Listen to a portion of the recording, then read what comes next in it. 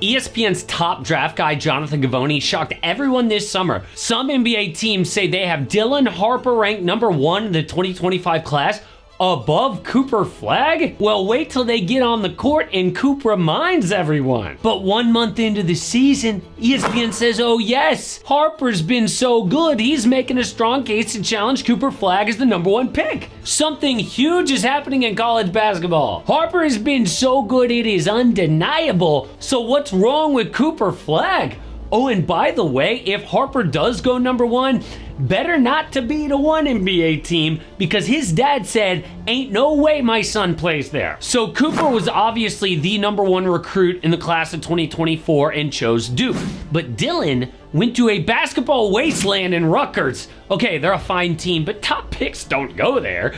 The reason is his brother Ron Harper Jr. went to Rutgers and they live just a few miles away. So with the number 3 pick Dylan Harper committing, number 2 Ace Bailey was like, yeah, I'll come too. Rutgers just landed 2 of the top 3 recruits. If it wasn't for NIL, I'd be like, what are they paying these kids? But Ace got injured early, so it was the Dylan Harper show. The only way I know how to make NBA basketball even more fun to watch is by playing Underdog.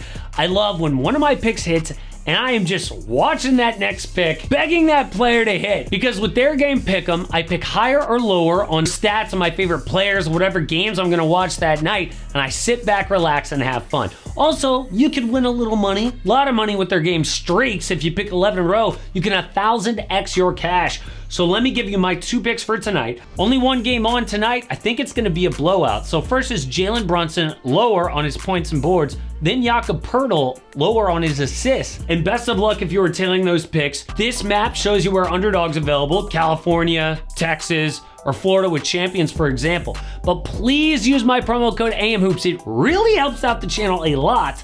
Plus it helps you with a free pick and up to $1,000 in bonus cash. He dropped 20 plus points in his first 3 games before Ace came back, which led to the Players Era tournament.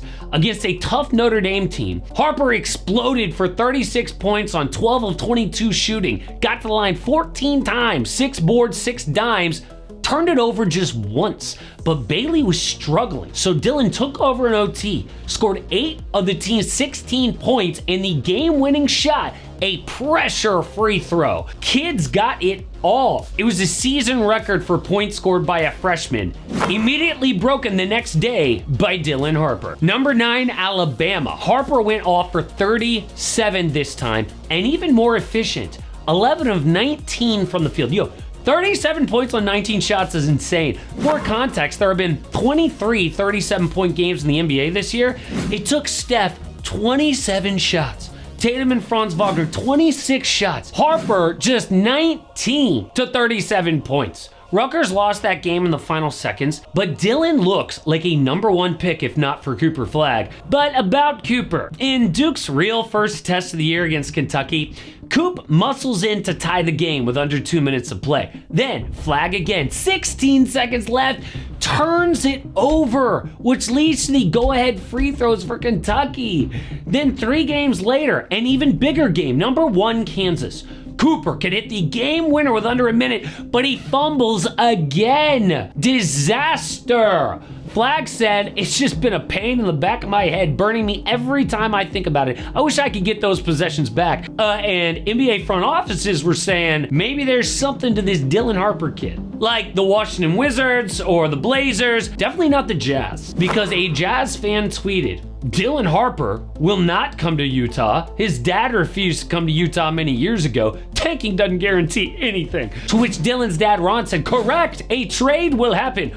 A trade? Dylan Harper would refuse to play for the Utah Jazz? Why? Well, Utah fans have a reputation of being harsh to black players, especially on the road. I'm not saying it's true, I'm just saying it's the reputation. And few players have been more hated than Ron Harper. He was on the 97 and 98 Bulls who beat the Jazz in the finals. I am sure there were a few insults thrown his way, and maybe there's still a grudge. But would that actually happen? Well, it reminds you of the 2004 NFL draft.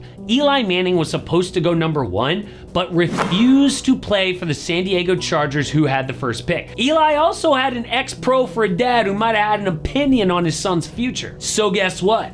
The Chargers drafted Eli anyway. What? Then at pick 4, the New York Giants took Phillip Rivers, but a few minutes later, cameras caught Eli and Rivers on the phone. It turned out the Chargers had just traded Manning to New York for Rivers and 3 draft picks. Could we see that?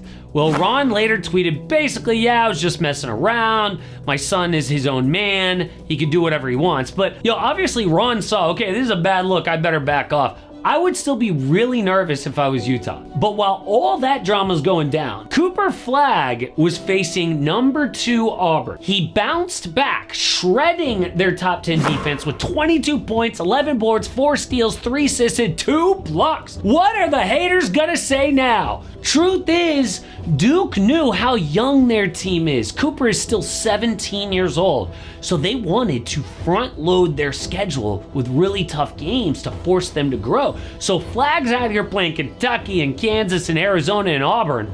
Well, Harper's playing something called Merrimack and Kennesaw State. So obviously, Dylan Harper's numbers are gonna look better right now. See, the thing that really separates Cooper Flagg is his defense and versatility. He could fit on literally any NBA team right away. Harper's got more of a defined role as a score-first guard who can play make as well. And yeah, it's true that Coop's making only like 29% from 3 right now, but not many rookies, let alone 17-year-olds, can defend at an NBA level, play make, and slot in at 4 different positions. Coop is still number 1, but you can see why this draft is being called generationally deep. However, I would not be surprised if this number 1 controversy gets louder and louder as the season goes on. Dylan is gonna have a lot of hype if this keeps up. But on the NBA side, we have 3 surprise teams now who could get either one of these kids. The obvious teams tanking are like the Jazz, the Blazers, the Wizards, the Pistons, the Raptors, and the Hornets. Yes, even though Charlotte has LaMelo, they dealt veterans like PJ Washington, Terry Rozier, and Gordon Hayward. LaMelo is always injured, hard to win like that. Out most of the last 2 years, now he's got a calf strain. But DC is even worse. They traded Denny Avdija, and they won a deal Malcolm Brogdon, Jonas Valanciunas, and Kyle Kuzma at the deadline. But ironically, I think Cooper Flagg would fit great on both of these teams. Imagine Coop, LaMelo, and Brandon Miller. Hornets need somebody else to take shots with LaMelo leading the NBA in field goals. His coach even benched LaMelo in the 4th quarter because he's like, this isn't winning basketball. But like, what's LaMelo gonna do? He needs Cooper Flagg. And the Wizards front court would be Coop, Alex Sarr, and Bilal Coulibaly. Great defense. And then Flagg would be forced to take a front seat on offense. But the surprise teams now to get number 1 are the Sixers, Pelicans, and Pacers. They are so much worse than we expected. New Orleans is like the Grizzlies last year with all these injuries. The Sixers owe their pick to OKC unless it's in the top 6. At some point, they're gonna pull the plug on this thing. And by the way, there's some other sneaky draft details to know about. The Wolves pick is going to Utah from the Rudy Gobert trade. The Hawks pick is going to San Antonio for the DeJounte Murray deal. But Atlanta might get the Kings pick if it's outside the top 12. So someone here is gonna get number 1. One of the tanking teams, a lucky team, and it's probably gonna be Cooper Flagg, but this old Dylan Harper thing ain't going away. But a late pick who's actually breaking out right now is Peyton Pritchard. He might be an all-star if he was starting on a different team, but instead, the Celtics are hiding a monster.